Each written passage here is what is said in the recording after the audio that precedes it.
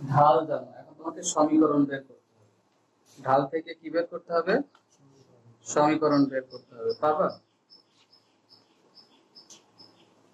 ঢাল ব্যবহার করে সমীকরণ বের, স্টেপ বাই স্টেপ। প্রথম স্টেপ শিখলাম হচ্ছে কিভাবে ঢাল নির্ণয় করতে হয়। Be clear?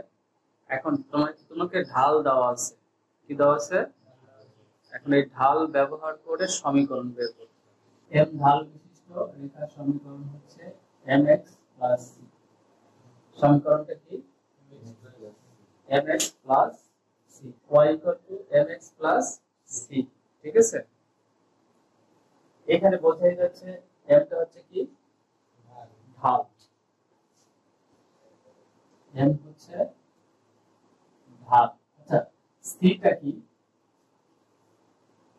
বলো তো? বুঝা গেছে বিষয়টা? এখন খেয়াল করো, তোমাকে একটা প্রশ্ন দেওয়া হলো যে y সমান 3x প্লাস 5, y সমান 3x প্লাস 5। একটু ভালো করে বোঝার চেষ্টা করো, হ্যাঁ, তারপরে আমার কথার উত্তরটা দাও। এইটা হচ্ছে m ঢাল বিশিষ্ট রেখার সমীকরণ।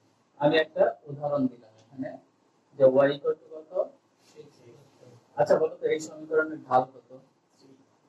এই সমীকরণের ঢাল হচ্ছে 3, আর 5টা কি? y অক্ষের। তার মানে কত সহজে ক নম্বর প্রশ্নের অ্যান্সার করতে পারবা। অথবা যদি একটা অবজেক্টিভ আসে, এরকম একটা সমীকরণ দিয়ে বললো যে সমীকরণটা ঢাল কত, সমীকরণটা পারা যাবে?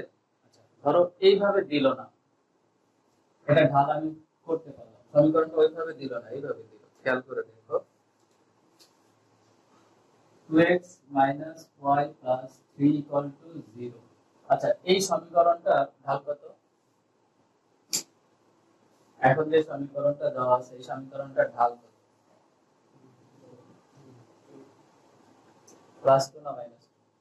প্লাস 2। জাস্ট এটাকে একটু সাইজ করে নিবা, মনে মনে পারলেই তো ভালো। এই মাইনাস ওয়াইটা এই পাশে গেলে হয়ে যায়, তার মানে y সমান 2x প্লাস 3। এটা হচ্ছে কি? ঢাল। সহজ হয়েছে?